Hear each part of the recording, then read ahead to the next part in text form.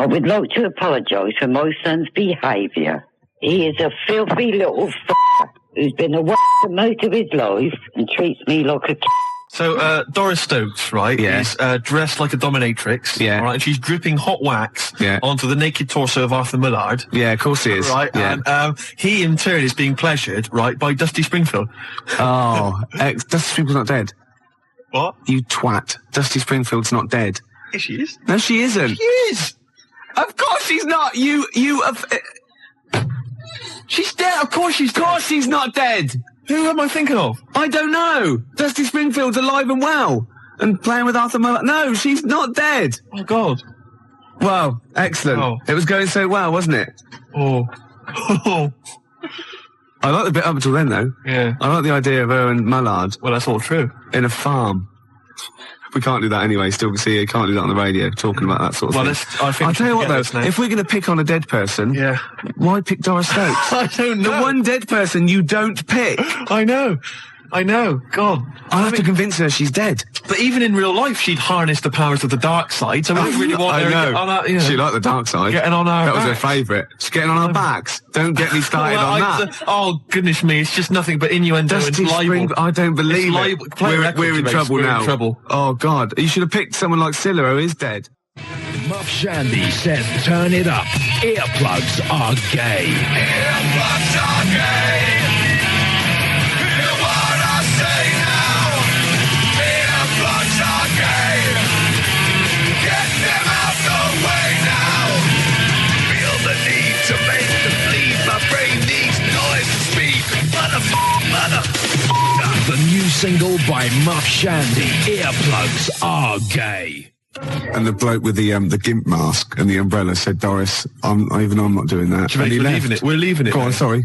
I was talking to my parents on the phone the other day, and I started swearing, and I've never done this before, and it's a terrible thing, because I've crossed this barrier now, across this line, which previously, for 23 odd years, I'd managed to sort of stay the right side of. Yeah. I'm talking to my mum, and she mentions to me that I'm going to lose a lot of money. I don't want to go into it, but I'm going to lose a lot of money. And she told me how much. It was £5,000, I think. She went, I went, effing now.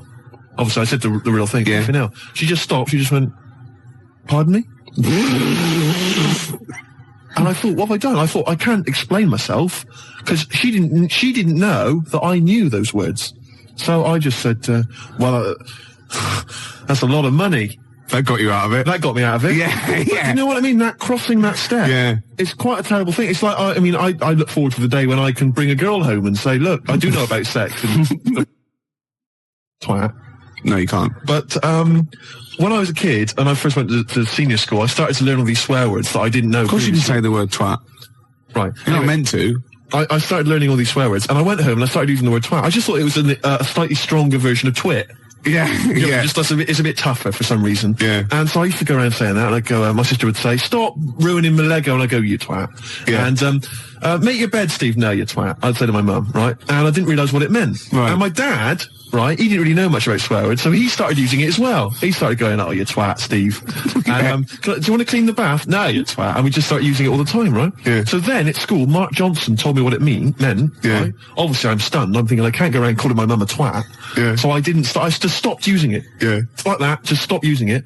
But I didn't have the guts to tell my dad what it meant. Oh, no. So he carries on using it, and to this day, we were driving along, he'll say, to my mum, Elaine, watch where you're going, you twat, you great big twat. And I just want to say to him, Dad, don't say that to my mum, because she knows what it means. Oh, no, but really? She's not going to say to him, oh, God. Ron, would you stop saying that word? Because yeah, same thing happened to me. My dad still says fouch. Does he? Yeah. Oh, felching, talking of that, right, it's Doris Stokes. Yeah. She's got this huge... 4 sailors and a big bucket and like a weight. Well, that's it, Steve. Is it? It's the news now. Then we're out of it. Yeah? Yeah. Well, we've had a few laughs, a few tears. Yeah, well, don't go on about it. XFM 104.9, Ricky Gervais. Gervais, I've just thought of a great game. All right. Emma, who helps us out here, she's just brought in a couple of beers for us. Yeah. All right. And I know you We're have going to drink them after the show because I do not drive the desk and drink.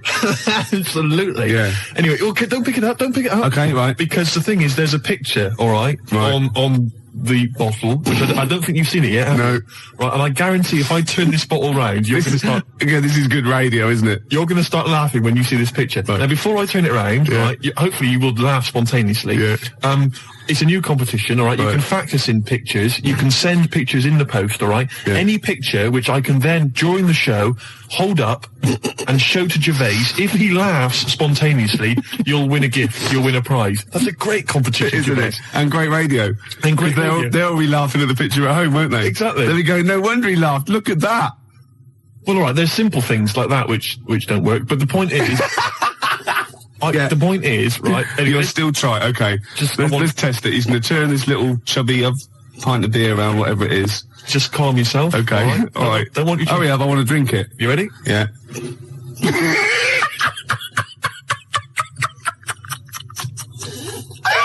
All right, play a record, Gervais. Oh, God!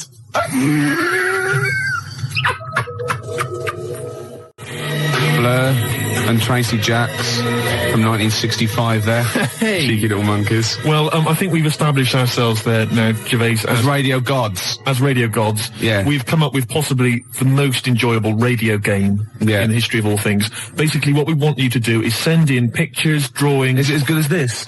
Gervais, put it away. We want drawings, pictures, photographs. Okay, and what I'm going to do is I'm going to show them to Gervais midway through the show. You'll never know when. They might just suddenly pop up, and we'll see if Gervais laughs hysterically. And if he does, you win a prize. I guarantee it. Yeah. It could be that you'll win a couple of pulp tickets if we've got them to give away. Yeah. It might be that you win a crate of beer, anything. Yeah. Whatever we've got to hand, you'll win it if you can make Gervais laugh simply by me showing him a picture. The address is XFM, 97 Charlotte Street, London W1P 1LB, alright? And you can fax us, of course, 0171 580 1234. I must warn them that I really have been desensitised now because I sit opposite you. Well, exactly. Do you know what I mean? Do you know how hideous and, like, ridiculous they've got to be to make me laugh? The pictures have got to be pretty odd. Yeah. The address, XFM, 97 Charlotte Street, London, W1P 1LB. Apart from bad lyrics as well, I like it when pop stars and marketing managers of record companies try and get clever with their, titles for albums and stuff. Remember Wet, Wet, Wet? Popped in, sold out. Nice. Oh, lovely. Beautiful. And you know, Tony Banks out of Genesis, he did his solo project, and what he had, right, was the album there, and he had Banks across the top, right, and using the S to start the next word coming down was statement. Clever. Banks statement. Oh, I was watching Tony Banks, is he not the sports minister? Oh, I don't know, he was in Genesis when he was younger though, wasn't he? I don't know. I think so. I don't know how it works. Well, because Phil Collins is Minister of Shite. Right. When I'm alone, right, and Jane's out, I sort of channel surf. I never watch a programme. Right. I sit down to it and I think 2 minutes. You shocked me. Yeah, yeah. And I just sort of going through and I was going back and forth between the Waltons and, like, the Box. Right. Music Television, You Control. Yeah. MTV. VH1. Ooh. And I got a glimpse of Toya Wilcox, which I stopped, obviously. Yeah. And she's on one of these religious programmes. I think it was on BBC Two. I don't know what it was, but it was with that bloke. Oh, God. I can't tell this anecdote. I can't stand it if I don't know the name. It's sort of like a Jeremy Paxman type thing. You know, he went to university, he was going to be a serious journalist. He wanted to be KAD, but he settled for Les Dennis. Oh, one of those sort of people that was on That's Life. No, I'm not telling it until someone phones in. Toya Wilcox on a religious programme. What's that bloke's name? Then I'll tell it. 0171 580 2000. Gervais, have you ever watched an entire documentary all the way through? You don't know one, don't you? Beautiful. You don't look. Now, New Order's your favourite band of all time, isn't it? Yes, that's right. Paul Wright called. It was John Stapleton. Oh, was it? It was one of those, you know what I mean? It was sort of like the Paul Heine, Kieran, Prendeville, and Chris Sale, all that sort of type of thing, you know what I mean? Right, so, and this was on BBC Two. And it's always one of those, they're those people, you're sitting with people and they go, oh, I went to university with him. I know. And they suddenly realise it's not a proud, I know. Oh, and they just go quiet. It's never impressive, is it? It's never Prince. No, exactly. Or, I don't know, somebody really great and groovy. Yeah. It's never, I don't know, say Rick Astley. And then you start realising that you're around someone's house and they go, and he comes on, you just don't say anything. Yeah. And then someone goes, didn't you go? No. No, I thought I did. It was the other one. It was Chris Sale. Did you go to anybody, school with anybody? Michael Jackson. Did you? Yeah. Incredible. Yeah. Incredible. Yeah. Odd that. You went to school presumably in the States. No. He was in Reading for a lot of his life. Right. Yeah. Was it some kind of exchange program? Yeah. We sent them, Charlie Chaplin, funnily enough. Did you? Yeah. Did you? Took a long time for them to get round it. You know what the Americans are like. You're making this up. Yeah. Anyway, Toya's talking to John Stapleton, and I suddenly realised it's a religious programme straight away, because it was over in the church. Right? And oh, you nothing gets past you, mate. No way. Could be archaeology is us. And so wait a minute, whoa. Yeah, so people, Toya's on some religious programme. It's not worth it. John Stapleton. Yeah. Okay. And I'm just flicked through and I went, hold on, it's Toya. And he goes, it was very spiritual. She went, yes. And I realised she was talking about a wedding. She was going, it was very, very spiritual indeed. And he said, but no hymns. She went, no, we had silence instead. Silence instead. So now we will do silence number 3. It's 4.5 minutes long, so keep your gob shut. Right?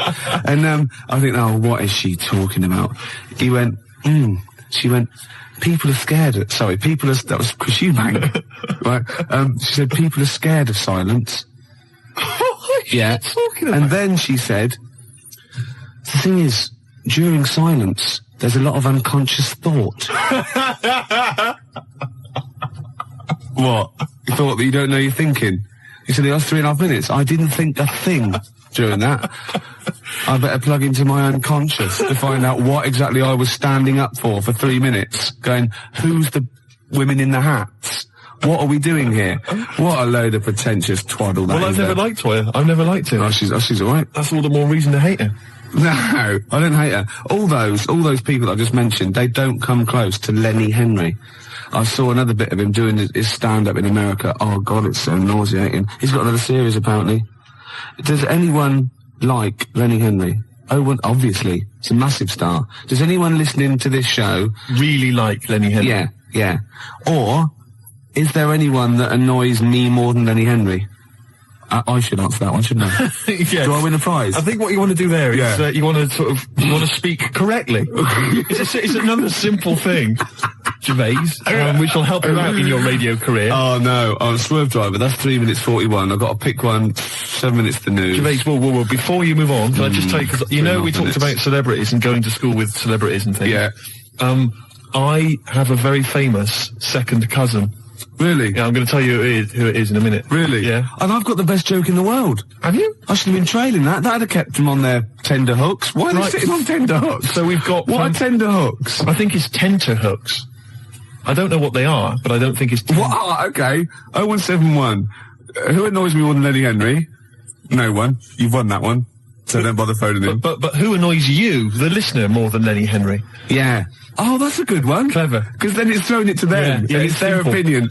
Oh! Simple thing. Excellent. I noticed again you didn't bother to give the whole phone number. What did I say? You actually just said 0171. It used to be, as I recall, 0171 580, which is about half of it, but no, just 0171 now. Oh, Swerve Driver. XFM 104.9, Ricky Gervais Show. Well, it's nearly over, but I have got a great joke, and we've got a simple rule here. That you only have to tell a joke on air if it's about going into a pub. That's right. Okay, you ready? Go on. Penguin goes into a pub, goes up to the bar, and says to the barman, have you seen my dad in here? And he goes, I don't know, what's he look like?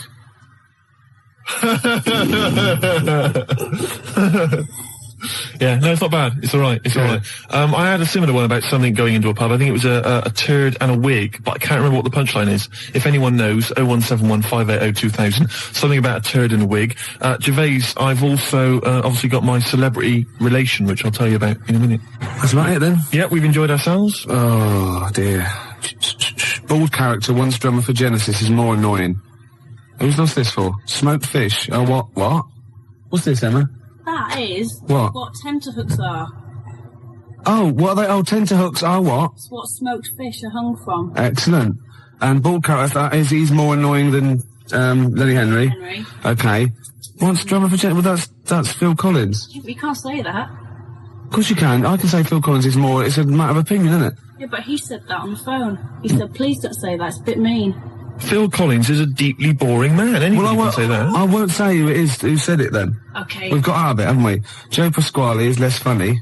Ooh. Yeah, okay.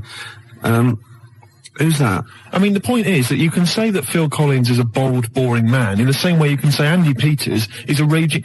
Gervais, Jilly thinks I'm adorable, apparently. Gervais, I don't think we've got time to really talk about this. Okay, what have we got to do next week? Oh, we can't say who your celebrity was, but I just thought we could phone in who you think it is. I mean, I've got a few ideas who your celebrity second cousin is.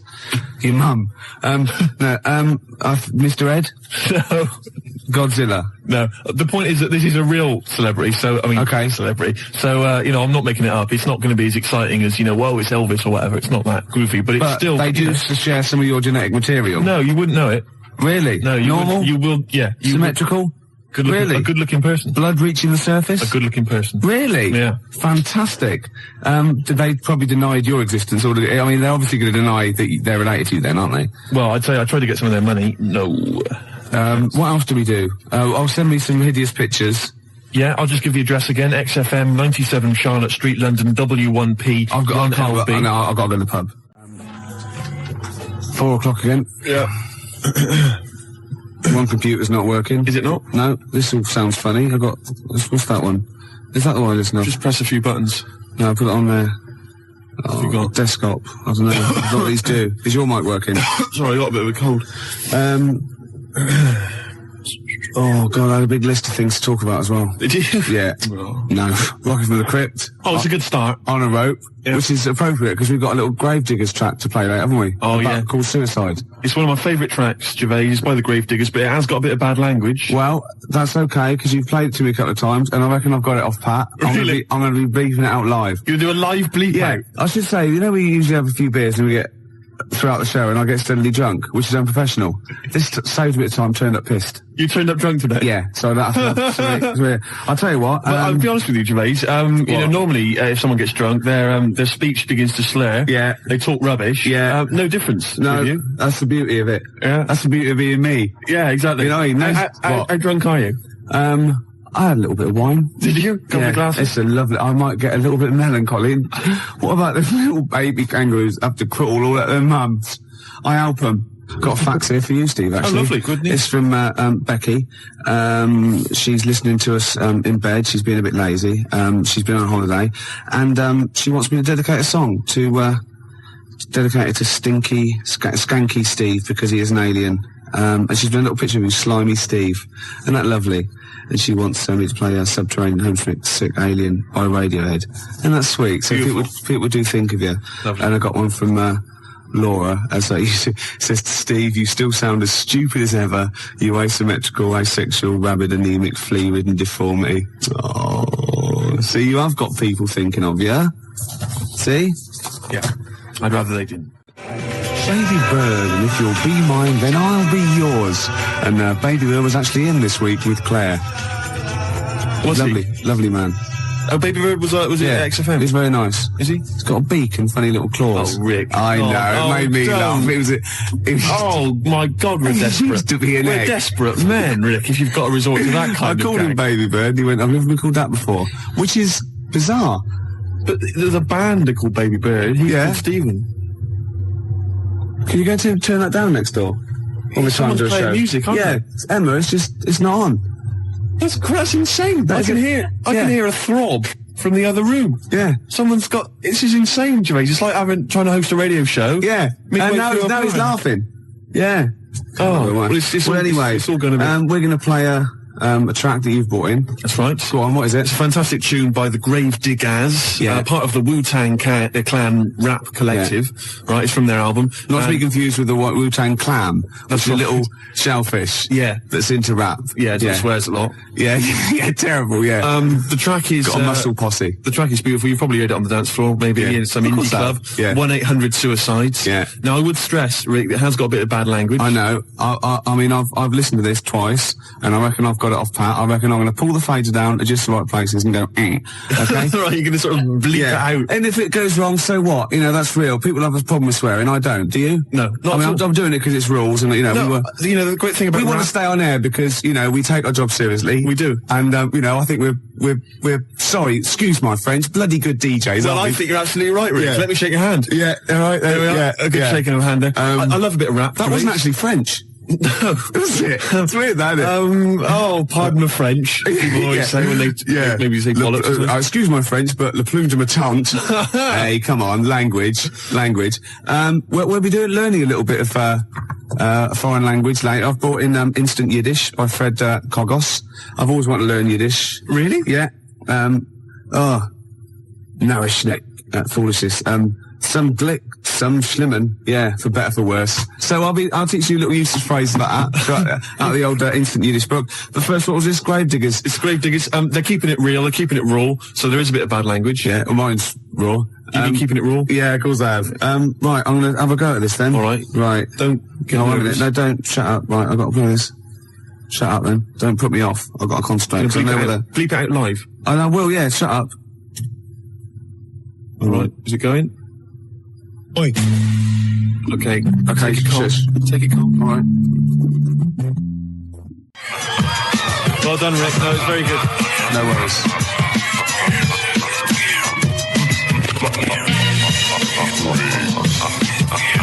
That's Gravediggers, isn't it?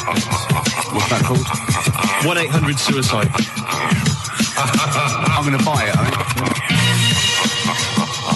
Can I get the actual mix with me going, Yes, you can. Yeah. And that's for Steve Vox, who's listening in Reading. It's from Lee to him. And Steve is the president of the Geeks, Nerds and Losers Society, the GNL. Lee's the vice president. I got thrown out of that. What embarrassing walking down the street with you. Exactly. Oh, it's a terrible state. Yeah. Gervais, it was Saturday night last night. Yeah. And I didn't get to sleep until 6 in the morning. Ooh. Flatmates having a party. Yeah. Not invited? No. Next time though. Well, maybe. I don't know. I don't know where I hang around with them. Well, at least I look after you. People say to me, is Steve really as ugly as you say? I go, he's worse. Do you know what I mean? But that's no, do you know what I mean though? You're doing me a favour. Well, of course I am. You're protecting me. Of course I am. I'd say one day, right, it's just one of me at the moment, but one day there'll be a whole squadron. It'll be like Planet of the Apes. Oh my God, and you don't actually need anyone else to sort of like breed, do you? Exactly. We can just reproduce as we are. It'll be like Planet of the Apes, right? There'll be sort of a Charlton Heston figure. Planet of the Squids. It'll crash land. Get your damn dirty tentacle off me. It'll crash land. Yeah, exactly. And there'll just be loads of me crawling around, all identical, chasing him on horseback. And they see like Bristol Temple meet, and they go, "Oh my God, they blew it up!" Yeah, he's back in Bristol with all your. Oh no, incredible. It's a charlatans, and then there must be an organisation of volunteers or something who, if it's like touch and go, if it's really serious, if you're like clinically depressed about it and you really can't get a woman, they don't want just people turning up who can get girls and saying, "Oh, I fancy," you know. But in your case, you know, they'll speak to you, they'll see you, and I think, you know, there must be some sort of national health thing or private where you can actually sleep with, I don't know, a voluntary worker. You know what I mean, though? Well, yeah, there's people that... Yeah, I know, but there's people that, I don't know, volunteer for geriatric duty, you know, and they're exploding all over the place. They're covered in the stuff, right? There's people that work on leper colonies, right, for, you know, for nothing. There must be someone who will sleep with you out of sympathy. You don't want that. Of course you don't. You don't want that, do you? Well, let's not be hasty, Rick. I mean, these people, especially if they need some sort of free publicity, you know, get a bit of, you know, sort of press and media attention. Yeah. I ought to sort of help to publicise their campaign, really. There's probably an organisation that go, you know, they go off to like, strange climes and go on to like leper islands and that, and they work with them. Or they can sleep with you. Now, that's got to do the lepers some good, doesn't it? Yeah. You know what I mean? Wouldn't that be terrible if that was the option, right? And suddenly volunteers to leper colonies doubled. Was like going to Torremolinos. Yeah. Let me on the bus. Sorry, there's no room on the bus, but you're at the back there. Yeah. Going, well, then here we go. Here I am then. Yeah. I'm sorry. I signed up for the lepers. Yeah. Licking their wounds. Well, sorry, but Geriatric duty. yeah, Without scraping bedpans. it out. Oh dear. Oh, you know, I heard a song in the week, right? I've heard it before. It's by Ween, and it goes, "Push your little daisies and make them come up." And I don't know what it's called. 0171 580 2000. I don't know where to look. Push your little daisies and make them come up. It's like that. It is. It's rubbish. I've been going around singing There's that. no song with that lyric. It's in. like that. It goes, "Push your little daisies Shut up! and make them Shut come up! up." Shut up! Yeah. Shut up! That's what my friends have been saying for the last 4 days. God, you're really irritating me today. Like, people will go and go, "If you'll be mine," but not too annoying. But, after about 10 times you go, "Oh, can you sing something else?" But when you've heard, "Push your little Shut daisies up. and make them come Shut up up," it now. can get really annoying. Yes, it it really can. can't it? Shut up. Okay, one of those, you and me song. Push your little Shut up. daisies. I wasn't exaggerating, was I? Well, it's a good tune, though. Yeah, let's leave it.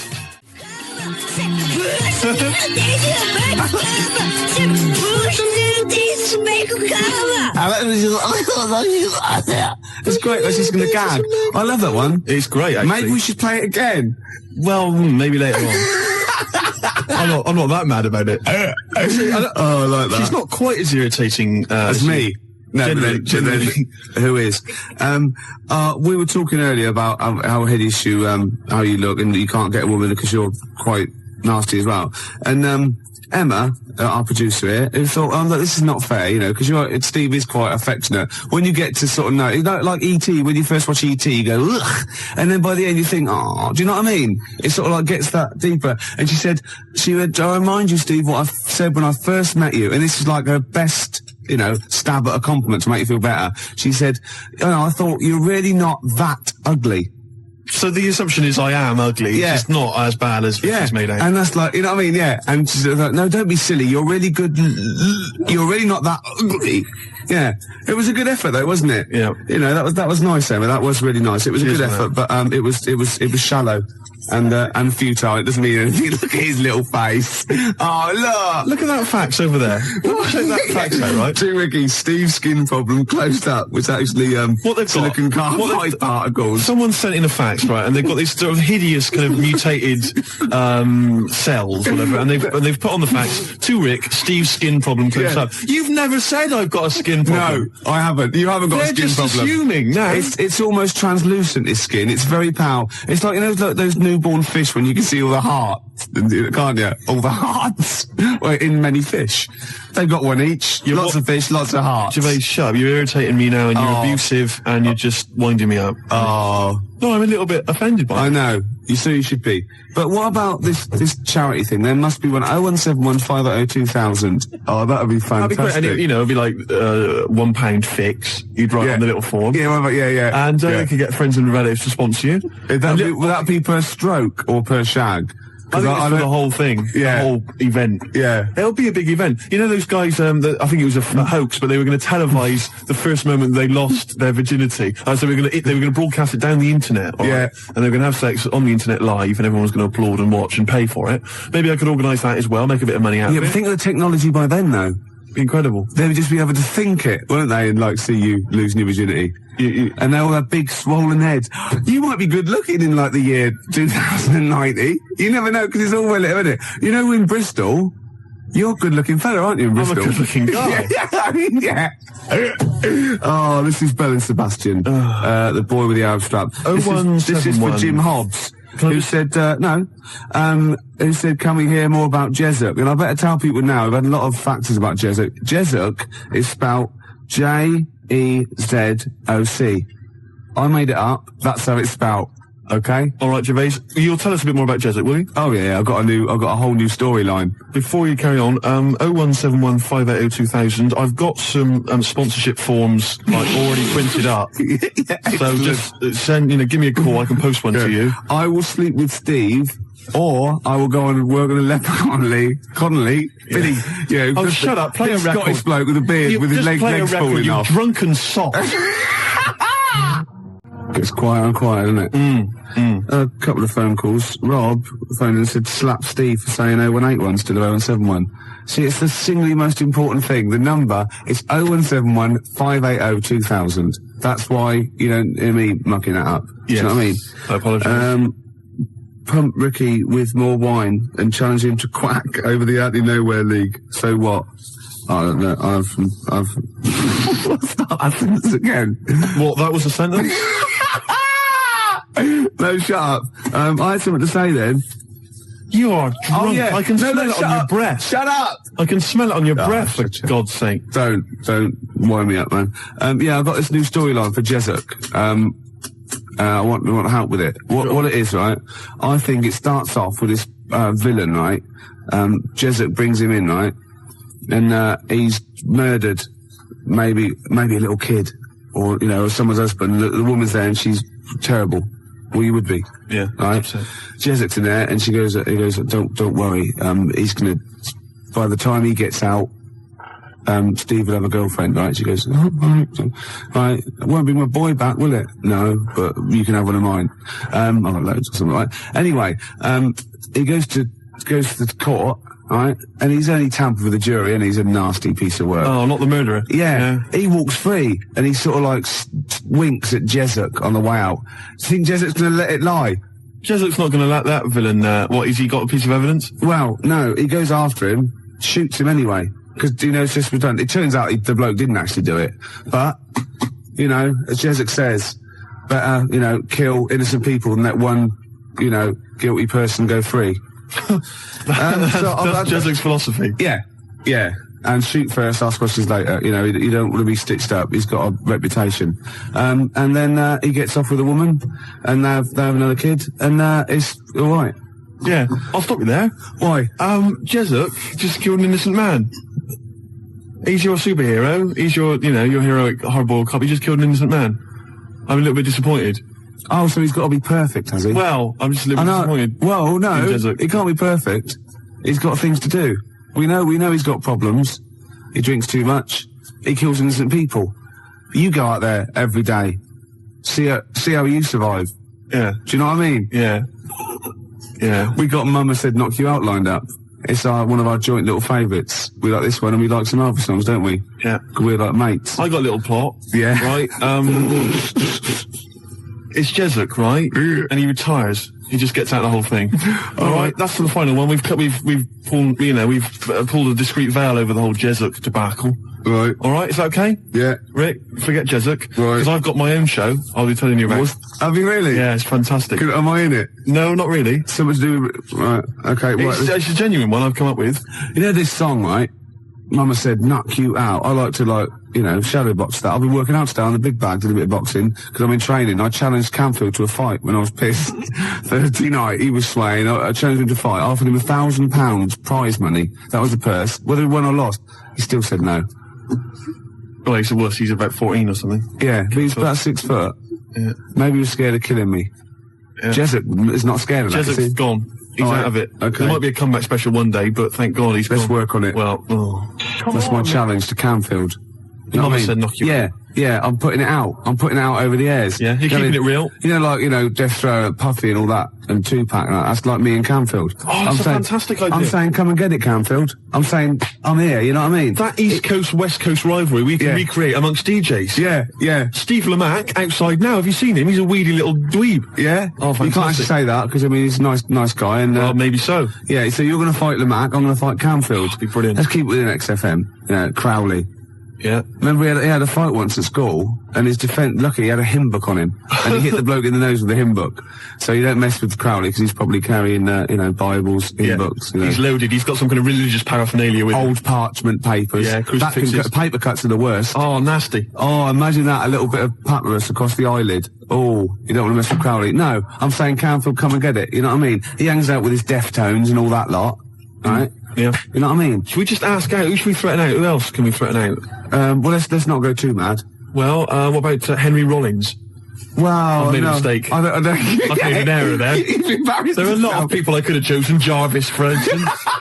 I've gone straight to... A lot of people come before Henry Rollins, don't they? I was a fool. Some British heavyweight boxers, for example. Yeah. I'd rather fight than Henry Rollins. Before we carry on, because I'm going to tell you about my TV idea in a minute, Rick, because this is an idea I've been working on, and it's serious. It's like, Jezuk's got a certain strength, a certain quality. Yeah. And I think you'll like this as well. But before we do that, I've been sent a picture a picture's been faxed through. Oh, excellent. And it's a little challenge, as ever. Right. It's make Ricky laugh. If you laugh at the picture I've got here, Rick, then Martin in Crouch End, he wins. Well, I thought we could give him... I like it already, Martin in Crouch End. I thought maybe we could give him the Baby Bird album. Why? Why do you mean it's mine? You haven't got one, so you go on then, yeah. Well, I'll give that to him. But anyway, here's a picture. See what you think.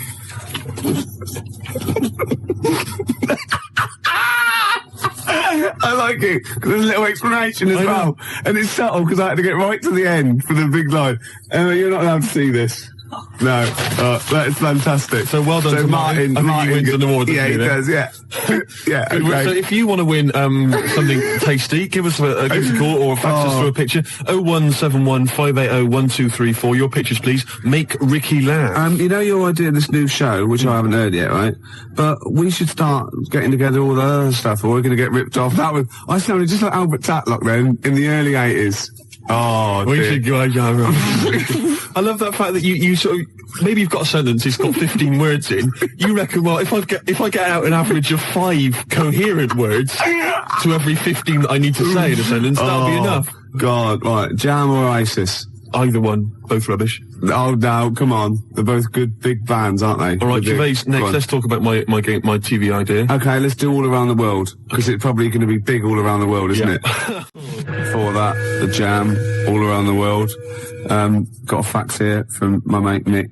He's listening. Say hello to him. Say hello to Nick. Hello. Yeah. And apparently he's found a great website about Joey Deacon, so we'll check that one out a little bit. About Joey Deacon? Yeah. Oh, Joey. Yeah.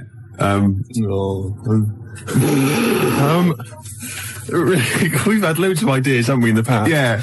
And actually, I was wondering whether we should put out the phone number 0171 580 2000.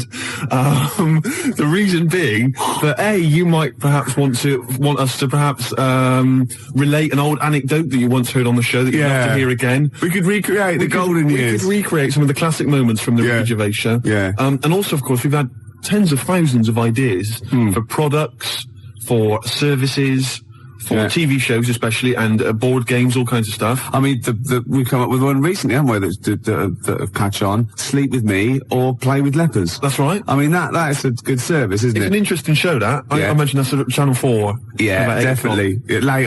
Later, really. Yeah, and we've also, of course, most famously, perhaps, had the Penis Puppet Theatre. Penis Puppet Theatre. So easy to manufacture. I don't know why publishers aren't, knocking on my door. Yeah. A lot of other people are knocking on my door. Ricky Gervais meat rations. Oh. Should be fun recreating. Get in the queue, Mum. It's Ricky Gervais's meat rations. Yeah. All kinds of great games. To be perfectly unfranked. Who's Snork? Who's Stork? Yeah. Great games. And if you've not ever heard us describing these, well, you've missed out. Yeah. You learned your mistake. The tease penguin's probably my greatest invention. The tease penguin, can you tell us again? I forget. Well, it's just a penguin, right? You train, you put it in a lovely little French maid outfit, and it comes in, with, sort of breathes fishy breath on you, and slaps you around the face with its flipper. Yeah. Oh. Jezuk, obviously. But it doesn't let you go any further. No. That's why it's the tease penguin. Yeah, I see. Yeah. XFM Family Fortunes. Oh, I can see that on telly myself. Yeah, it's incredible. I don't know where you got the idea from. They just go into my head sometimes. Do they? Yeah. But anyway, here's my new idea, Gervais. It's a great show. It's an exciting show, right? Right, go on. It's the future. Oh, yeah. All right. Crime has got so bad in the future, that it's terrible, that there's not enough hours in the day, right, for all the cases to be tried in court. Right. Because there's just not enough time. It's a bit like, Judge Dredd sort of thing. Yeah. So what happens is, right, there's a night court. Okay? And it comes into session at 12 o'clock. Yeah. All right? And there's lots of lawyers and stuff, and they really deal with the dredge. I'm talking about the dredge, the crimes which you think are open and shut, Rick. Yeah. All right, the sort of stuff that Jezuk would just sort out, with a bullet. Yeah. You know what I mean? Yeah. We're talking rapists and murderers and stuff. Yeah. But or people who just piss him off. Exactly. But Ronnie Midnight. Ronnie Midnight. He's the hard-boiled lawyer, right? That's sort of the main figure at night court. And he gets dealt all these rough cases, right? And he thinks it's open and shut. Everyone thinks, that person, he should be electrocuted or whatever. Yeah. But no. Ronnie sees something in them. He investigates the crime during the day. So he's only got like 12 hours to sort it out. And then he presents the case at night court. Right, at night, and maybe often, it's like Perry Mason meets, so he wastes taxpayers' money investigating people that might be innocent. Yeah, Jessup just kills them. Well, maybe so. But Yeah. that's why Ronnie Midnight's much more loved. But it's great. It would be great. And it would it would start off with like dung dung dung. All rise, for night court. Yeah. Be fantastic. I like that. Maybe sort of set in the future. Am I in that? Well, not really. But and you know, who knows? Jessup maybe could get. You know, he could make a guest appearance. What do you think? I like it. Night court. I like it.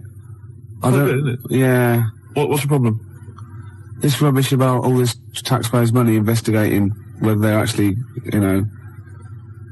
They're innocent. You're more of a Jessup kind of guy. Yeah. Just shoot first. Don't even ask questions. If his time's like, you know, of the essence, why ask questions? You've done, you know, what's the point? Yeah. He just like opening up old wounds, which is another favourite pastime of Jessup sometimes. And also a great He idea. loves opening up old wounds. A great idea for maybe a board game or a TV show. Old wounds. Fantastic. Oh, I'm going to work on this. Oh, and I've got tip the balance. I haven't even described that. Tip the balance. After Embrace. Can you tell us? Emma goes out with a bloke in this. Yeah. What's the tip the long-haired type. What's the tip the balance? Well, Jessup wouldn't tolerate that. What's tip the balance? It's a board game for 4 rugby players or more. I'm looking forward to it. Yeah, or the infirm, or people who've just got no dignity left, and we can get them on screen doing that. This is my weakness is none of ... Obviously ran out of. I was reading News of the World on the way here, and I didn't know this. You know, Tony Blair is the Prime Minister. Oh yeah, you know, yeah. Tony Blair. His father-in-law, which is Sherry's dad, is that bloke out of Till Death Us Do Part. What, Alf Garnett? No, his son. Oh, blimey. Something about I don't know, I should get this right really, because it could be libelous, but it's something to do with some sort of doll cheat or something like that. What? Yeah, apparently. Cherry Blair's dad's a doll cheat? Yeah, something like that. Really? Or he's claiming some sort of benefit fraud, I don't know. But he was always the same when he was living with his dad, Alf. He was married to Eula Stubbs, wasn't he? I mean, Sherry Blair's mum is Eula Stubbs. I'll stop you there, Rick. I'll stop you there. It's so incestuous, isn't It's fiction. I've tried to explain this to you before, haven't I? The stuff on the TV, a lot of it is real. Some of it's fake. They're not really those people. Understand? EastEnders, for instance, that's not real. That's not real people. Yeah, well, obviously reverse, because obviously that is real, because I've seen them in real life. They were at Phoenix, got them playing football, so that is real. No, that was the actor. That was the actors. Phil Mitchell was there, and Ricky Butcher. That was the actors. We have been through this before. Because I went through this the same day that I explained to you that only in the cat world can you piss on an object. I got a new stereo that way. They just get out of the shop, but it was too late. I got a new stereo, and it doesn't. It sort of shorts out because I actually weed in one of the back of the speakers. Did you? Yeah, but it's mine. I've got to get that. What we have got though is Educating Ricky, haven't we? Well, another one of my little things. Oh, it's brilliant then. So how long's this going to last before you want to get ditched this? Well, we'll see. A couple of weeks. It's not like that, Carl. It's all one. It's one love, man. We're on the same team, man. Yeah, we're just one voice, man. One true voice. Like those lads. Yeah. They could play. Right, well, the Educating Ricky, They could play. Well, why don't we play a record and come back with Educating The Ricky? Wind, Cat Stevens. We need to song. get the Beautiful jingle song. queued up as well. Yeah, I'll get the jingle queued up. No, Yeah. I haven't got Neil Young lined up yet. No, not you, on Cat Stevens. I gave it to you. I know, we're not playing that yet. Can we just play a Well, record? no, This I is just told you sounding to. rubbish. Well, I This is told you corporate. to. See, so why are you playing the record I told you to play? Because we've just had something chilled, right, from Tupac. Let's lift it up a bit now with a little bit of blur. Right? Come on, play it. Oh, I'm not sure. I just have. Crazy beat there on XFM 104.9. Right, we're gonna do Educating Ricky instead of Rockbusters. Incidentally, on the subject of Rockbusters, we've just had an email from Phil. He says, I could do with this week's rather shoddy array of prizes, as I'm doing a car boot sale tomorrow and need a bit more tact to fill the table. Probably send it we might as well do it anyway. Yeah. But Educating Ricky, it was a feature. Well, actually, about a year ago, I started a feature called Educating Karl, because we found out he had 1 E at O level at history. And I'd educate him on things like Rasputin, things that I thought he'd be interested in, you know, Winston Churchill, some of the greats, some scientific facts. And then I said, it's your turn, and he started telling me about people born without legs. Some people have got a funny eye. There's a woman whose tongue's longer than her arm. And really, you know, turning the screw on education. So I don't know what he's got for me today. Maybe a dog born a cat. Let's have a look. We've done that one. We've done that. Is there, because often we should point out there's sometimes a crossover between Educating Ricky and Cheeky Freak of the Week, just in terms of subject matter. Yeah, so we've done Cheeky Freak of the Week, we've done all the freaks. What have we done with the Freak of the Week? There's a dog. There was a woman that had the back legs of a dog. What was last week? It was the girl who was born with 4 eyes, 2 mouths, and 3 legs. Sure. You weren't that impressed. I thought if we've got to that and it's not impressing you. We are a tough audience, I Let's admit. spin it. Let's move on. Is there a jingle for Educating Ricky? Educating Ricky, oh God. You've told me Educating Ricky. Very similar to some of the other jingles I've done. Well, they're made by the same people. Yeah. Right, Okay, well, it's just, I mean, Educating Ricky is just stuff that I learn in the week, and I think that's interesting. I keep it up here, and then I share it with you, right? And, some interesting stuff. One of them, right? Mount Everest. Go on. I need more. Right, well, there's a problem. Yeah. Because people are leaving rubbish up there and that. And, like, whoever owns it is saying, he's saying, forget this. They're leaving a mess and all that. But do you know why it's called Mount Everest? What was that? That's one, is it? That's one. There's rubbish on Mount Everest. No, How many people go up there? Are we talking about people dumping old tellies and washing machines? Who's fed up? The Yeti? What are you talking about? No, I mean, that isn't what I'm educating you. I'm just telling, this is part of the story. I'm just telling you. It's just a bit of context for you. Like, they're leaving loads of rubbish up there. Well, they're not leaving loads of rubbish up there, are they? No, they are. They're apparently Not like trams and washing machines and seagulls flying everywhere. I don't know. Anyway. But anyway, do you know why it's called that? You know why it's called Mount Everest? Why it's called Mount Everest? I know the mount bit. It's because it's a large mount, and if you climb it, by the time you get to the top, you need to have a rest. And that isn't the educating bit. I'm just telling you. It's not true. Well, we'll leave that. Well, right? no, Carl. In the name of everything holy, do you think that anyone named it because you have to have a rest when you've climbed it? Well, we'll see. You'll see what people say on email. But it's definitely not. But anyway, that's one thing that I kind of thought, that's interesting. I'll remember that. I'll teach Ricky that, so you've learnt that. Right, now, are you familiar with this thing that they can do if you're dead, right? No, not if you're dead. It's like if you're ill and you know you're going to die, right? I don't know what this is anymore. Extraordinary. Have a rest. Himalayas. Himalaya. What? Listen, this is an interesting fact. Come on. If you're ill but you know you're going to die. Yeah, you can have this thing done in Detroit where you get put in a fridge. Right. And if they work out, you know, what's wrong with you in 20 years' time, they go, right, that fella is in the fridge. He had that. We can sort it. Let's get him out. And they sort you out. Yeah. Is this the first time you've come across this idea? Yeah, I read it the other day. I didn't know. You've never heard of this before? It's called cryogenically preserved. Good, isn't it? They put you at sort of like sub-zero temperatures, so stop all cellular activity. So do you stop aging at that point? Yeah, it's suspended animation. So, well, what's the law on it, right? Because say if I had something, right? Yeah. And I said, put me in a fridge, and when you've got the cure and that, wheel me out and sort me out. Say if they did that, yeah, and it was like 40 years, yeah, and in 40 years' time they get a cure for me, yeah. Would I have to stay with Suzanne? Because she'd be 70. Do you mean what are the rules? Should you be allowed to date a younger woman?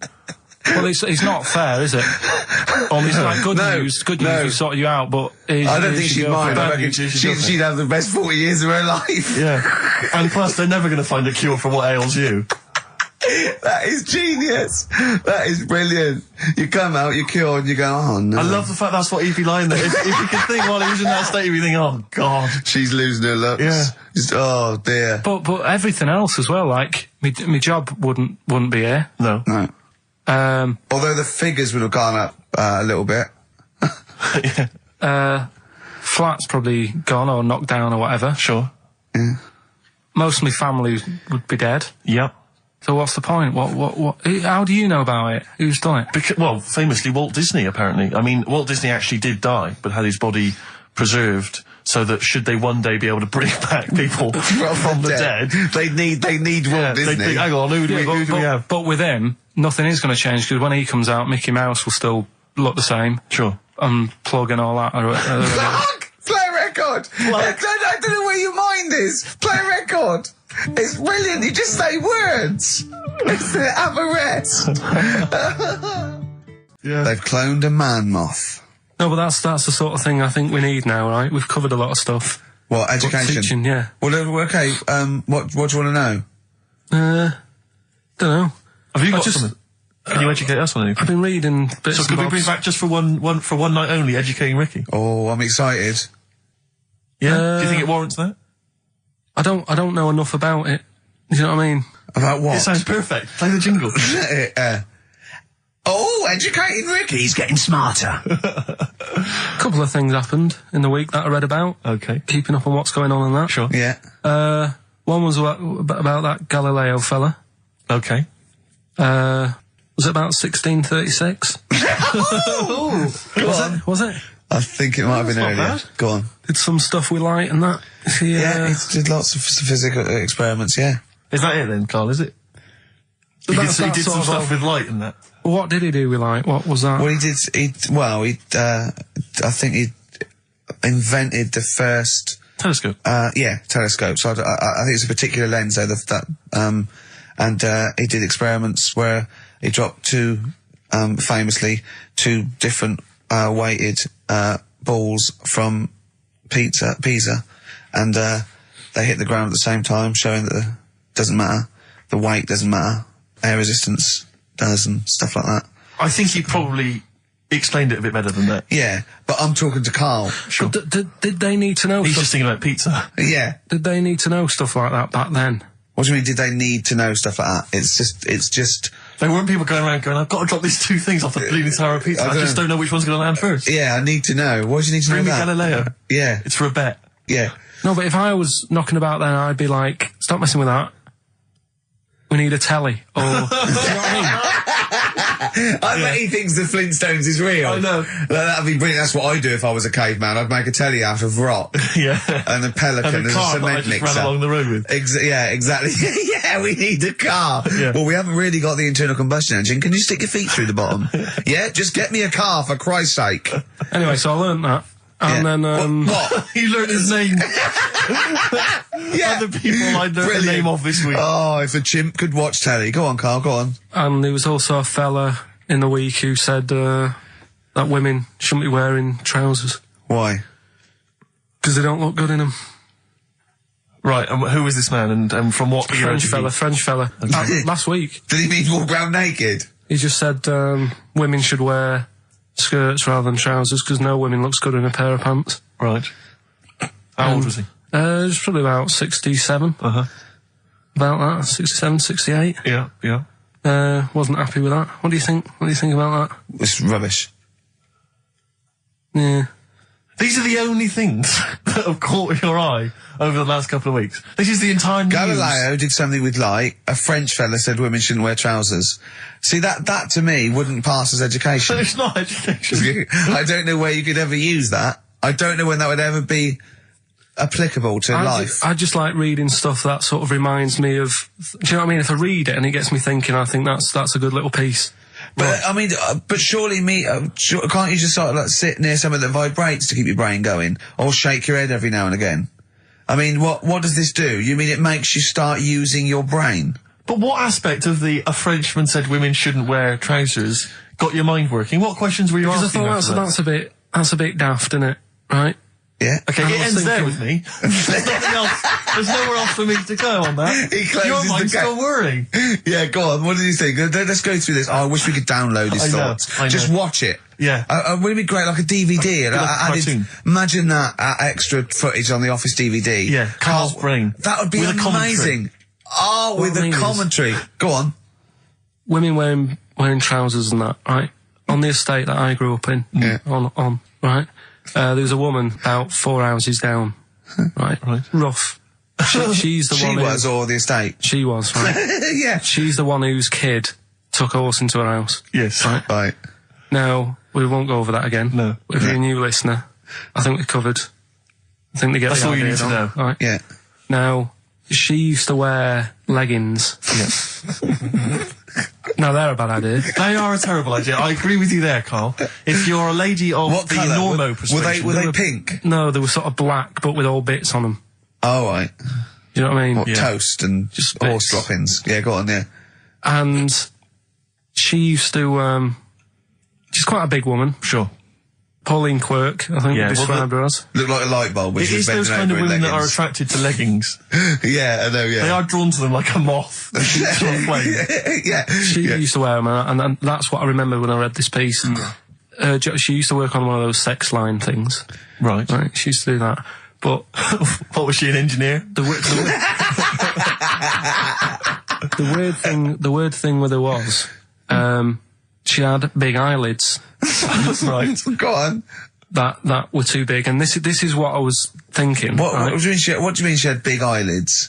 How big do eyelids have to be for you to go, they're big eyelids? What was she shoplifting with them? Would she come out of Dixon's with, like, radio stored in them? What do you mean she No, had big eyelids? It was another one of them popular things around our way. Do you know? Like, What do you mean popular things? They think didn't people go, have they go, oh, I'll tell you what, they're all the rage. Can I get some big eyelids, please? No. It was just like one of them things that people suffered with. Just big eyelids. They could hardly open their eyes. What do you mean? What do you mean? That's one of them popular things around where I grew up. People had big eyelids, they could hardly open their eyes. What does that mean? What sort of freak town were you born in? You had webbed feet people with big heads. You got women with big eyelids. What does big eyelids mean? Are you confusing her with the horse? Yeah. Did she have hooves? Look, what? Just too much skin. It was like the neck of a chicken, but on the eyes. What's your point? Anyway, so there's this big eyelided woman with the And leggings. that's what I'm saying to you there. That's when I read that story with people with trousers. Yeah. I went from that. Yeah. To into a that. woman who used to have big eyelids. I still know the point. But then, and also the other bloke who had the eyelid problem was a mate of mine. Right. His dad had it, and same problem, massive eyelids. I don't know what that means. I don't know what that means. I used to say to my mum, I'm going round to Dave's house. Yeah. And Or Drew say, Pig, well, as you call him.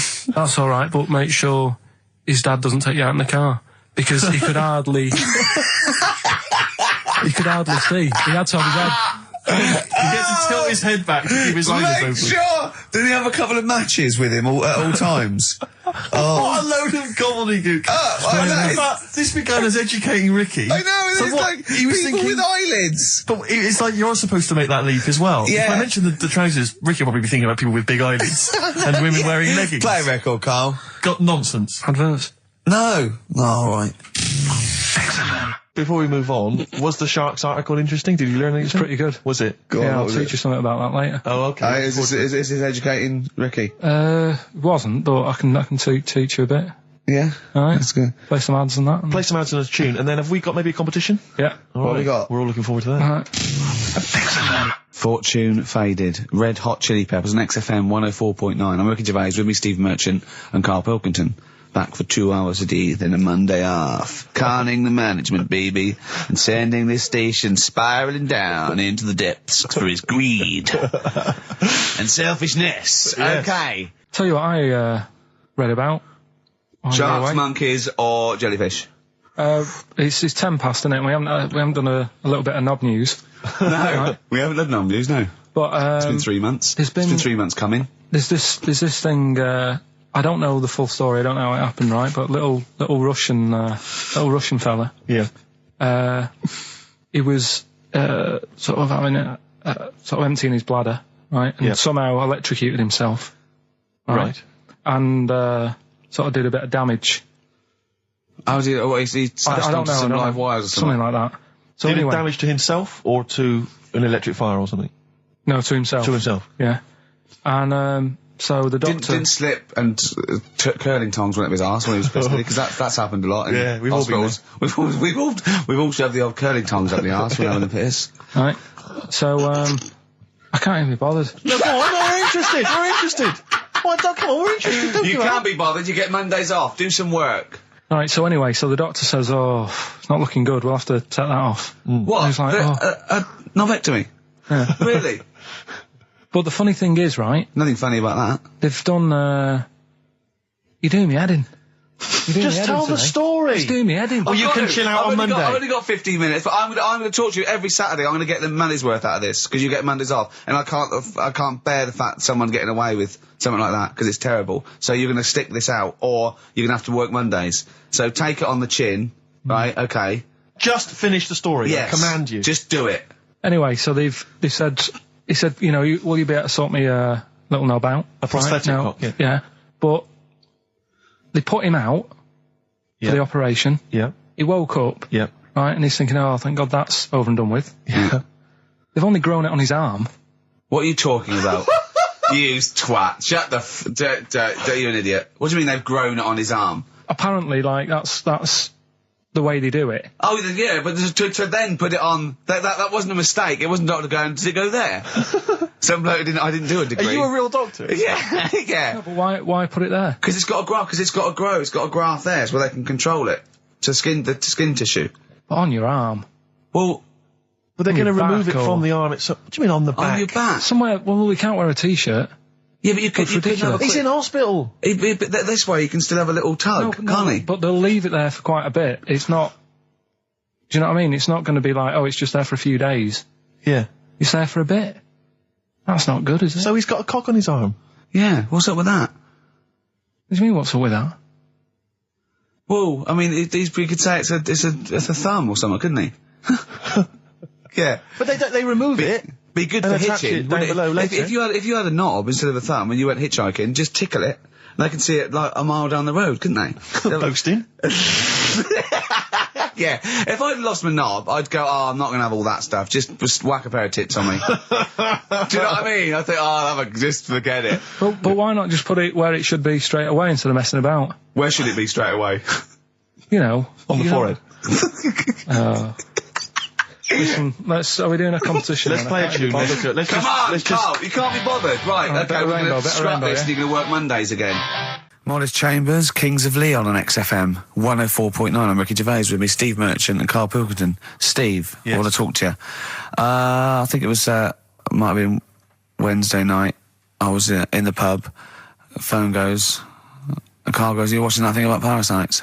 Right. I went, "No, I'm out." He went, "Oh, fella with a maggot in his head." Fellow with a maggot in his head. Yeah.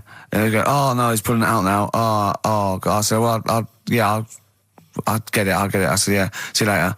About 5 minutes later, I get a message on my phone. Beep, beep. I look at it. It just says, "Oh no, there's a fella with his fish up his cock now." There's a fellow with a fish up his cock. Yeah. Right. Okay. Do you want to explain that, Carl? Is it one of those little ones that swim up if you're having a slash in the Amazon? Yeah. Yeah. That's weird, isn't it? But it was still like stuff like that. It started off with What does the fish do when it gets in there? just sits there. Why? Well, what else can it do? No, but why does it go up there? Don't know. I didn't listen to that bit. There's a bit. It started off with a fella who had a bit of meat and got a tapeworm inside him. Yeah. And he grew it for however long, and then it came out at the end. It was about 7 foot long. On purpose? Yeah, he did it on purpose. Yeah, for the program, right? I think probably slimming, isn't it? Well, I was thinking that could I mean, you're a fan of Waller. Could he purposely have about 8 of them? What, Rick Waller? Yeah, It's a good idea. because they were saying how they eat, a lot of stuff when they're in you. They just eat all Well, of it. they take enough so you don't die, and nor do they, yeah. But I mean, you've got to keep taking them out, haven't you? Because you'll still have the same weight, because it's got to go somewhere. So you'll have them in you. What you got to do is, like, let them eat your meal and then take them out. Do you think worm watchers will catch on? Yeah. So anyway, so that happened, right? And then, there was a woman with a maggot in her head. A woman with a maggot in her Yeah, head? she went on holiday, it got in there somehow. And, Stowaway. it it was massive. And the thing is, she had a hole in her head, and she's there being interviewed with the doctor, like, and you can see it just sort of sticking its head out. Like, do you know when you see a cartoon with a maggot in an apple? Yeah. And it looks around like that? Yeah. Why didn't they just take it out there and then? I think they could have done, but the doctor's messing about. It's like, well, it's good for the show, isn't it? And they left it in there. Right, that's libelous. Well, that is libelous. But I found it weird. Why not just grab it? Because there must be a reason. There must be one of those medical reasons that you don't really know about, Carl. Right. And another bit. This was the best one, right? Grab it. Right. There's this fella, and he was on his bike, right, cycling to work or whatever, and he sort of sees this thing in the corner of his eye. Right? Literally in the corner of his eye. Or you mean he saw? He just said he saw in his peripheral vision. Okay, yeah. Thought, what's that? Yeah. So he thought, oh, doesn't matter, whatever. And he stops off at a cafe, right? Get a little scone, a tea or whatever.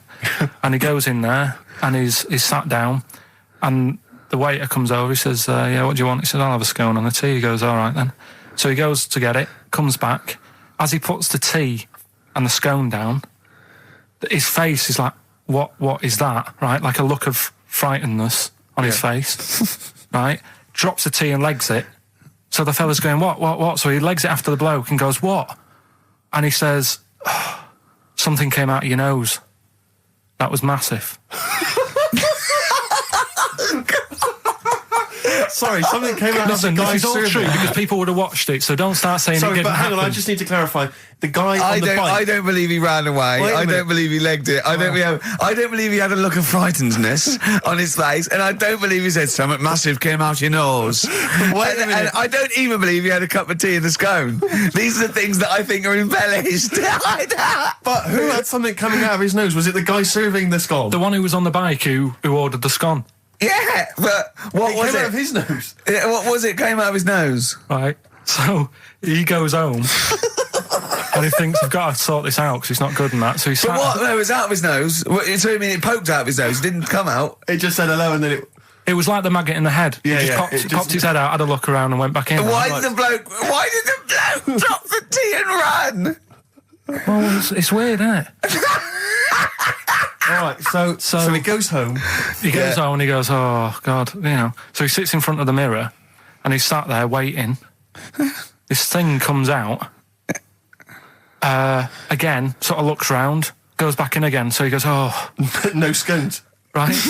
No, so he goes, I've got to sort this out. He goes to the doctors, says to the doctor, I've got something up my nose. It just keeps coming out and having a look round, going back in. Didn't say that. The doctor's like, oh, I haven't heard of that before. Right? Didn't say that. So sat there. It does it again. The doctor looks, frightened again. Runs away? Yeah. He's got a look of frightenedness on his face. He had a look of medical frightenedness. He dropped his stethoscope and legged it. No, he said, I know what it was. He said, what? So you got a leech up your nose. He had a leech about that long. What's radio? Well, how long's that? 4 inches. 4 inches coming out of his nose. Next time it stuck its head out, he grabbed it, pulled it out. That's horrible, though, isn't it? Isn't it? Can I just remind people, just let people know, when Karl was saying it was about that long and Ricky said 4 inches, he was using his fingers. Oh, yeah, he didn't have his... No. There's nothing else there. The fella out, no. So he had a leech up his nose. How did he get a leech up his nose? Don't know, again, I'm not that bothered about that bit. All the footage and stuff. Oh, play a record. Brilliant programme. Yeah. It's just the same. He just sees that. He gets fast. He doesn't read on. His education is just sound bites and self-embellishment in his own head. Yeah. It's like he gets all his news from Ananova and he just reads the headline. Yeah. And he just doesn't bother reading it. But he considers that education. He gets annoyed if you think that more information is useful. Don't get going on that, because we'll talk about that later. If you're going to start having a go. Right, okay, we're going to play a song now, and I'm going to tell London Karl's confusion over evolution. Right. Are you two? Oh, brilliant. Sweetest thing. 104.9 XFM, 104.9. You two, the sweetest thing on XFM. Ricky Gervais, Steve Merchant, Karl Pilkington. So, we're with Karl in the week. So, well, what can we do this week? I was saying, well, don't do Rockbusters. That's dead in the water. I hope the listening public agree with me. He's going, well, you know, why don't I teach you stuff again? Remember what I taught you last week? I went, no, no idea. Were you joking? I went, no.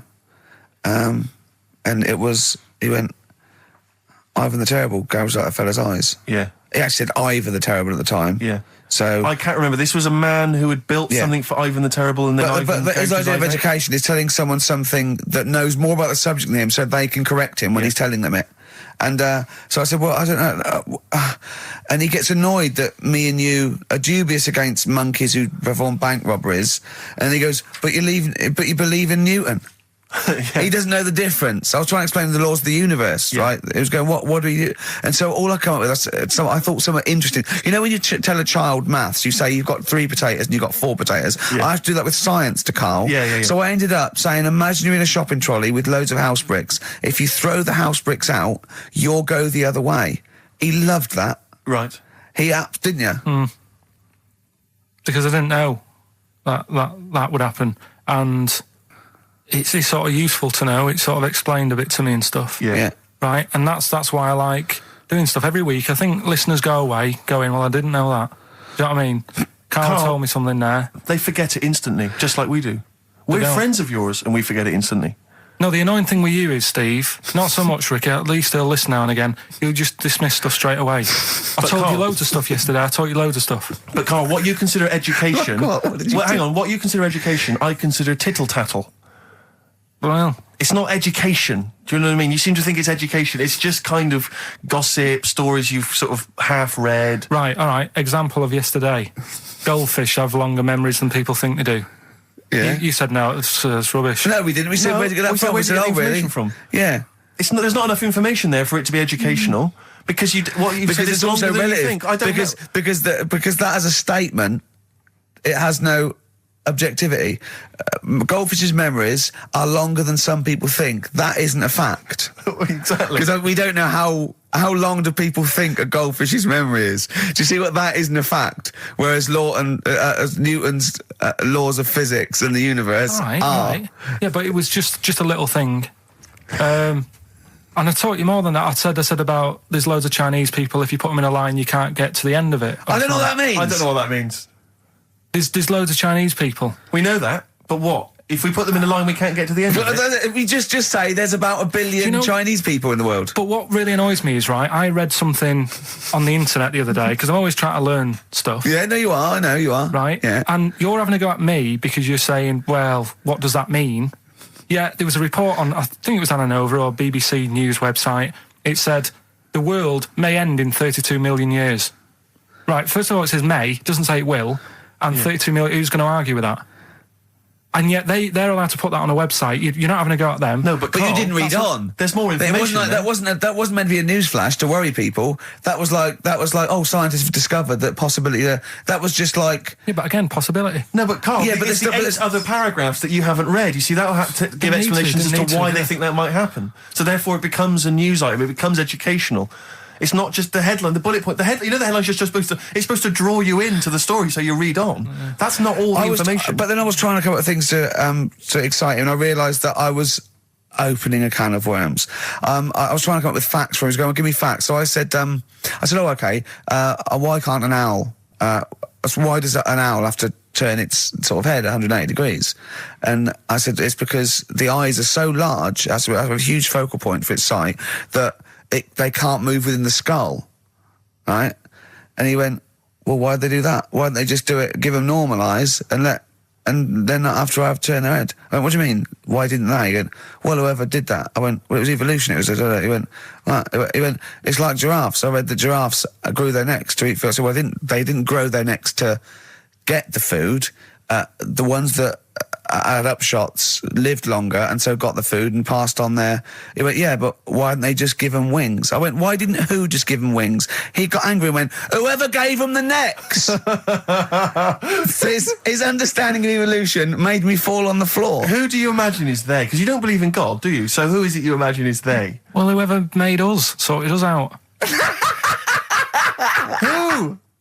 I don't know. It just happens, doesn't it? Yeah, exactly. Well, there's Carl, no, listen, there's no will to evolution. It's natural selection, I isn't still it? don't get it though. We talked about an hour, didn't we? I know. And Yeah, but to be don't fair, get it. I watched as Ricky tried to give you actually what was quite a concise and educated version of evolution. He tried to explain it to you, and I have never seen a person lose interest quicker. But I tried to use actual fact, then I tried to use metaphor and analogy, then I showed you some computer programs to show what biofeedback is and everything. I tried all these things, and Steve's right. You were looking out the window. Have you ever spoken, Carl, to someone who's got Alzheimer's disease? And you try to explain who you are, and they're listening, and then that's what you're like. It's extraordinary. But listen, seriously, I went home, I found this book, I found a couple of facts which I think are more up your street. Evolution, a little bit complicated, a little bit big. But this one, I think we may have mentioned it before, I think you'll like this. This is from a book of facts and trivia. The Egyptians trained baboons to wait on tables. That's interesting to you, isn't it? Yeah, that's pretty good. Yeah. Have you got any more there? I'll see if I can find He's interested. Yeah. Can get the staff. That did happen, You yeah? pay peanuts. That definitely happened, You get yeah. monkeys. And then what did they go off and do after that? Well, it doesn't say. So I this is love it. the fact that he thinks, right, okay, so in his mind, it's now the monkey going, it's 5:30, I'm off, you know I was going early today, and they go off maybe dancing or something, or they come in late. No, I assumed what you meant there is that was their first career move. Yeah, and they well, went on. It's like actors waiting to be discovered. Play a record. Just one more before you play a record. Go on, then. You'll like this. Peter the Great. You ever heard of Peter the Great? No. Okay, well anyway, Peter the Great had his wife's lover executed. You'll love this, Carl. Right, so his wife had a lover, he had him executed, and he put his head into a jar of alcohol, and his wife had to keep it in her bedroom. Do you understand? That's every time every morning she'd wake up, and there was her lover's head in a jar. Who took his head off? He took his own head off. Play a record. Play a record. She had a lover, and never mind. Never mind. It couldn't be any more concise. Mad World on XFM. We just had a text, Rick, from Andrew Barnes.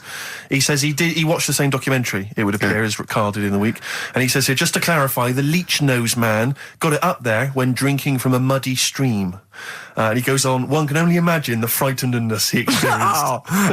Carl. Explain to him once more what happened with Peter the Great. All right, so we've got Peter the Great. Yeah. Okay. And his wife had a lover. That's another man. Another man. Not Peter the Great. She was having an affair with someone else. Right. And Peter the Great, he found out about that. Okay. Yeah. So he sliced off this bloke's head. He killed him. He executed him. Right. Were you with me so far? The fella who Jesus. She was seeing for a bit. Yeah, there's only two fellas involved. There's two here, people though. involved. One's Peter the Great, the other one's not. Right. The guy that's not Peter the Great... Derek the terrible. Derek the rubbish. Yeah. Right? He's having an affair with Peter the Great's missus. So Peter the Great slices off his head, puts it inside a jar of alcohol to preserve it, and puts it in his wife's bedroom. So every morning she wakes up, she sees her dead lover's head. You'd have thought he wouldn't have wanted to remember, wouldn't you? Oh. Best bury the head so she don't remember. Well, it was a reminder so as not to put it about. And did it work? Oh, I don't know. I love that. Again, that to me is an amazing thing to do. And you go, did it work? I mean, you've got quite an interesting mind, actually. I mean, you are, in some ways, really, really bright and intelligent. I love the way you think. You're one of the cleverest blokes in some ways that I know. Hello, it says I've got common sense. Well, yeah. And that's more important than knowing about, But it's it's like you follow the subplot, which is quite an interesting thing. Do you know what I mean? It's like you tell you a story, you'll always pick up on something that I didn't even think was an important bit. It's like you're looking out of the window all the time. So what's important about that head thing? What do you mean? The head in a jar. It's a grotesque thing to do. It shows ego, power, cruelty, and revenge. Although I think it probably did work because he is called Peter the Great. Yeah. So you'd assume he got it right.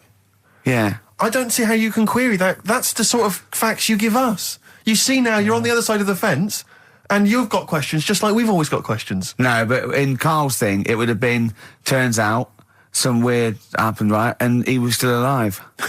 Yeah. And so she was still having sex with body. And his head was watching. Yeah. And Peter the Great didn't even know. See how he's perked up? I understand what you're saying. Now I've learned some other stuff, so I'll see if I can, educate you a bit before 3. But I want to know. To see what I'll tell you what education I want. I want to know what sort of things I can buy this weekend. Butt plugs.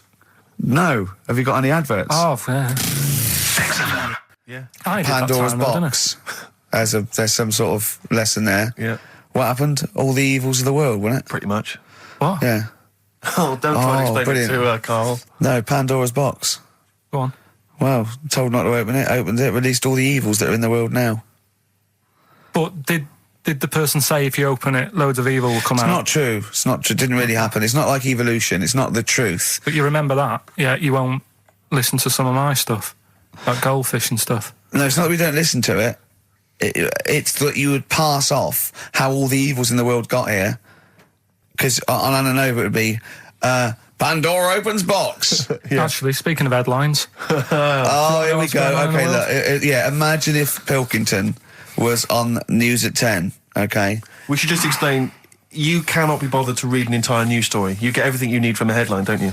Well, I think it's enough. I think if they did... Well, let's see if this is enough. Let's see if Trevor McDonald just read this on the News at 10, it'd be short and you get back to the football, whatever. Yeah, here we go. And here is the News at 2:15 with Karl Pilkington. Bong. Man who walks backwards around lake falls in. Bong. Chinese woman eats dirt. Bong. Man lives in rubbish dump for 10 years. Brilliant. Bong. Czech family says they've got a rabbit with 3 knobs. Right? Right. Done. Sorry, can you just read a little bit more of the Czech family with 3 knobs? Just about a family. Not read it to yourself. Read it out on air. Just about. He can't read it to himself. I told him to read it to himself. We still hear it. No, he was, because I could see his lips moving. Go on. Just this fella who had 3 rabbits. Right, just think of this is Trevor McDonald. Yeah. Okay, carry on, Carl. Okay, oh, here's the news. Right, good, brilliant. Go on. There's a fella, he's got 3 rabbits and that, and then he checks them out, right? Yeah. 2 of the rabbits have got 2 knobs each. Right. And he goes, that's a bit weird, isn't it? Sure. And they're throwing them around, sort of chucking, showing them around the family and stuff, saying, look at that, that's weird. Picks up the 3rd one, it's got 3. Yeah. So they ate the 2 with 2, because they thought they best keep the 3rd one, because a little bit lucky in that. Yeah. It is lucky. 3 knobs there, yeah. Now here's the sports news, and that's how it would work. Yeah, okay, brilliant. Well, read about the Chinese woman who eats dirt. I'm interested in that. That's it. That is the story, then. What more do you need to know? It's Well, just I want to saying, know a little bit more. Can you just embellish it? 78-year-old Chinese woman. She says she's 78. Makes you wonder. Yeah. With my theory. Carl's theory is that Chinese people don't age well, and so those Chinese people that are saying they're 112 are really only 33. That's why he doesn't want to be recognised, because he doesn't want to walk out from here into Chinatown. Yeah. It just says she's been eating soil for 70 years. She's ate about 10 tons of the stuff, and it's done her no harm. Kept her grounded. It's probably all right for you, isn't it? Because it passes through, doesn't it? Yeah. Well, they say, don't they, if you're having a kid, let it play in soil and that, because... Well, that's to get it immune, yeah, to get it, yeah. But lots of, like, things with sort of birds and reptiles sometimes swallow soil and stones, because it grinds up stuff, breaks down cellulose for them. Doesn't do you any harm. All right, then. One more fact from this book for you, Carl. Apparently, officially, the Second World War is not over. It's not actually over because there's never been an official treaty signed between Germany and Russia. So it's still going on. Interesting or not? Not as good as the monkey one and the woman who eats dirt. And the Peter the Great and that. Sure.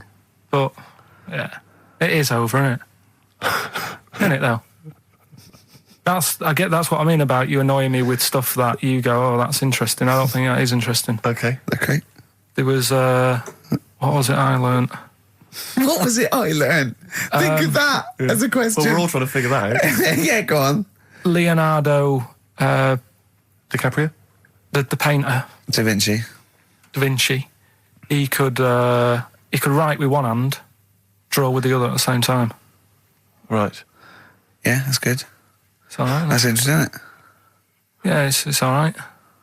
Well, if you have an interesting fact for Karl Pilkington that you think he might be intrigued by, email ricky.gervais@xfm.co.uk. What have we got coming up? What have we got coming up? More education stuff. Some good tunes and that. Yeah. And bit of Outcast. Yeah. I've got another fact for you, Karl. Might be of interest to you. This is the final one. The ancient Babylonians had few... What? Can I just stop you there? What's a Babylonian? My head's gonna burst. What do you mean, what's a Babylonian? I've never heard of one. No, but we'll work out, what's an Evertonian? Someone who supports Everton.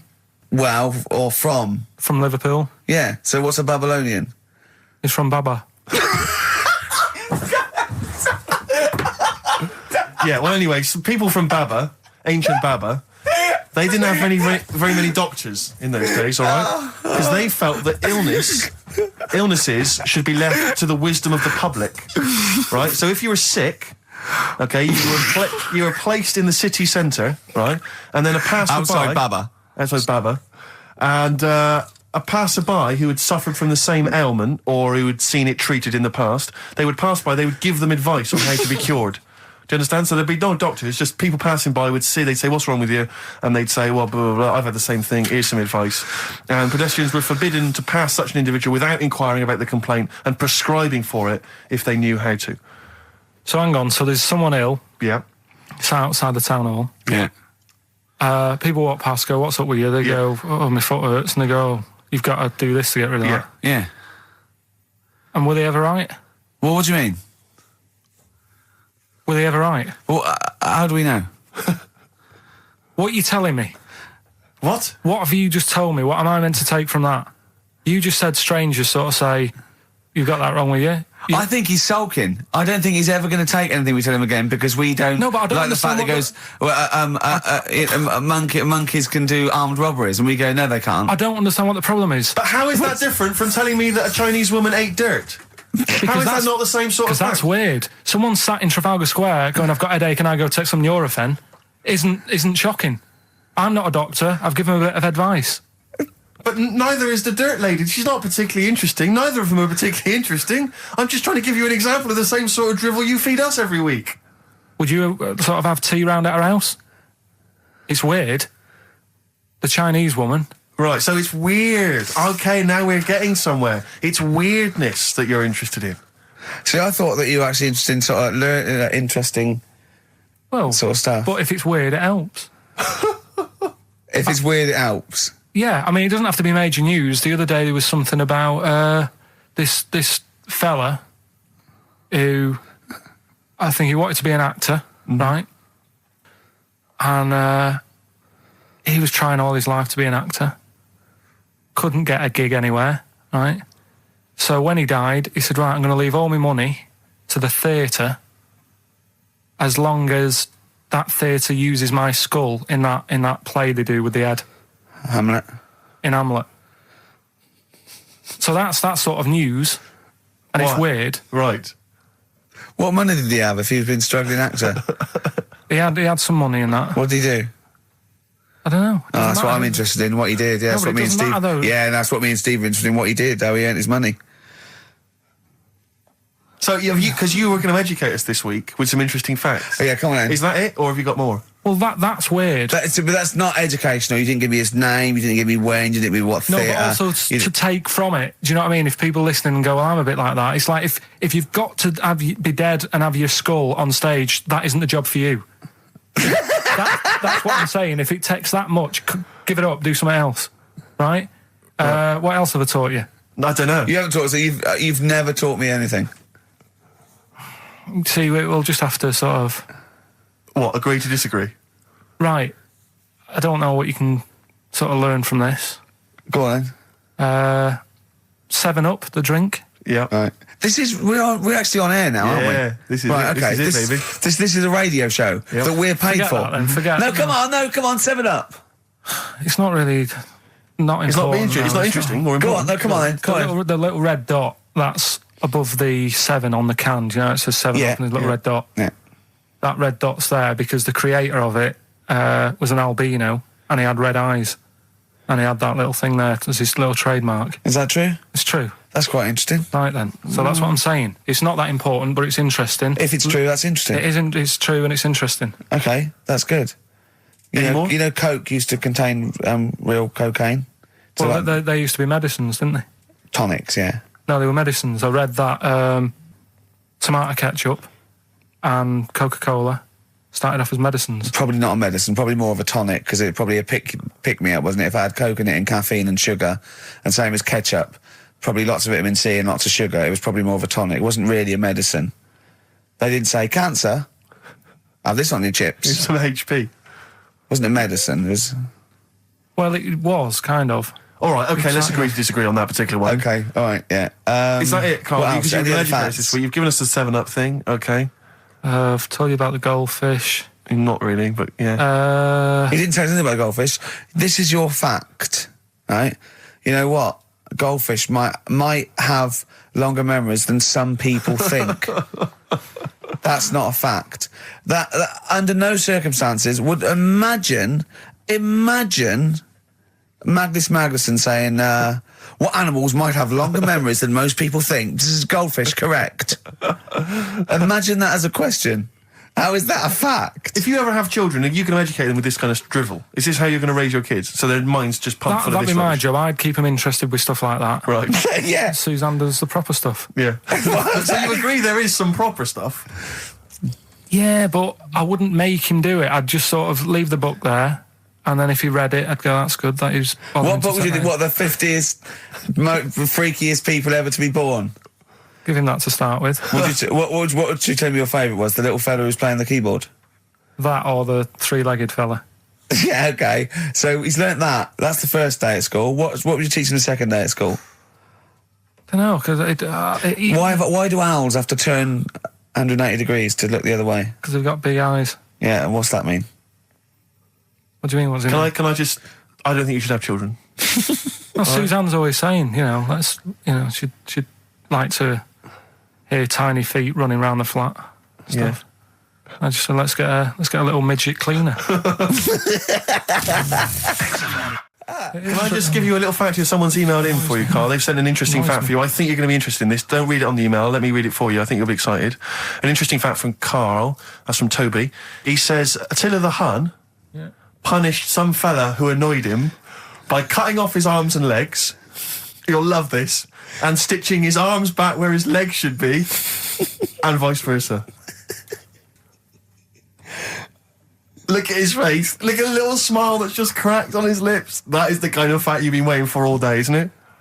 So go on, again, so... Attila the Hun, right? Some guy he didn't like. He cut off his arms and his legs, and he stitched his legs on where his arms should be, and his arms where his legs should be.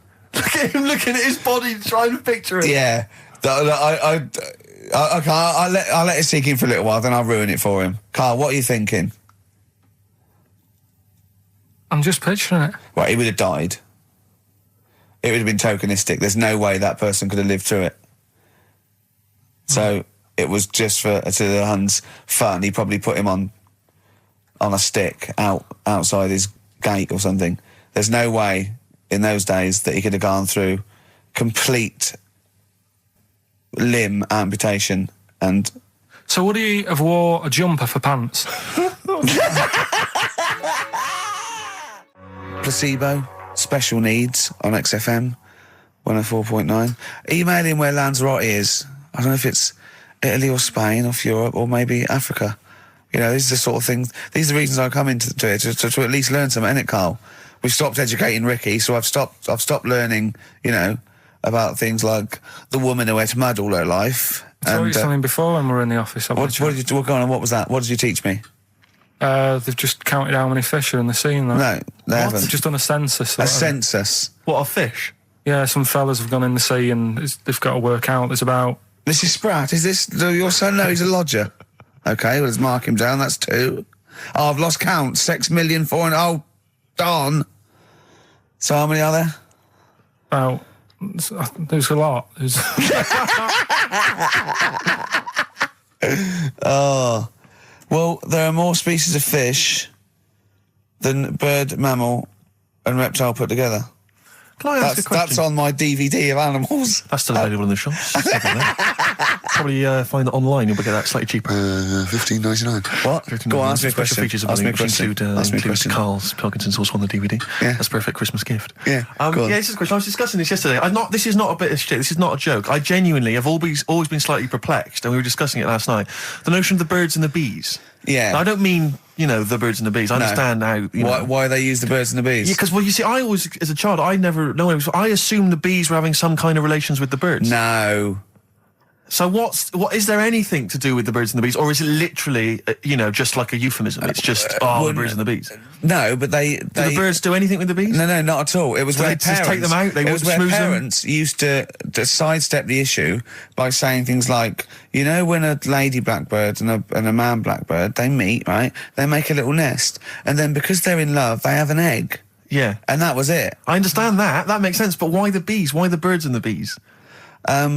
Well... Probably, I don't know.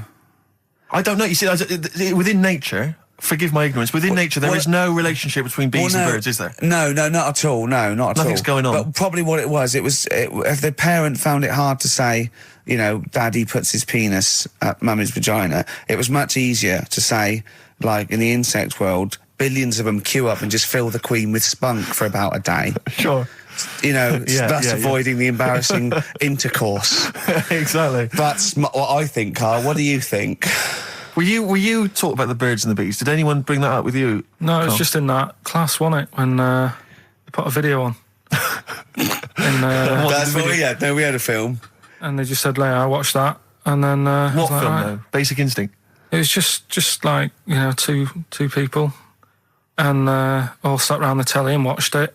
One girl fainted. And they said, right, that's that. Next week, prisms. Or whatever. And did it teach you everything you needed to know? Well, how much do you need to know? Yeah, true. No, true. Except one kid in my class still thought a baby came out of an arse. Afterwards, he didn't understand. I think what they should have shown on those videos is technique as much as anything. Yeah, I suppose so. Because it was largely just instructional. Wooing. Wooing. What it didn't tell you was how to get into a position where this might be of some interest. That should have been the first 4 weeks of the course. Yeah, well, obviously that baby who had the kid who had a baby. What was going on there, Carl? That was weird. Did you see that? Yeah, that was going to be your favourite programme, wasn't it? Yeah, it wasn't that good in the end. Why? You told us about this story ages ago, didn't you? Ages ago. I told you about a year ago about a baby that had a baby. Yeah, it's a bit different, the baby that had a baby, isn't it? Whereas a Siamese twin with a breech actually just, developed inside him for, it wasn't even developing. It was a twin stillborn that just was inside, enveloped in the other one's body. So it's a little bit different to a baby what had a baby, isn't it? Yeah. Actually disappointed he was. Do you know what he said to me? He went, well, I thought it was going to come out. And go, oh, bloody hell, I'm 7. What a waste of my life. Like he'd been in there going, oh, hello? Hello? I'm 7. Idiot. Yeah. Yeah, a bit disappointing. But there was a programme on after that, right? At 10 o'clock on Discovery now. I haven't got Discovery. Oh, right. It was about... Good? Oh, I didn't see it. This is it. Right, I was going to say to people, if they've got a copy of it on tape, if they can send it in. What was it? About a baby with 4 legs. Right. That was on at 10 on... It wasn't a puppy? No. Just, what's it doing up there? Yeah. It's my baby. Oh, is it, Mum? All right, then, fine. Yeah. It's got 4 legs, yes. Yeah. Sometimes they do have Look, 4 legs. Dad's gone, he's never coming back, you've got to get over it. So, if anyone's got not a baby. Send it in. Oh, right, dear. okay, Send it in. good. So you want to tape with a baby with 4 legs. You're going to be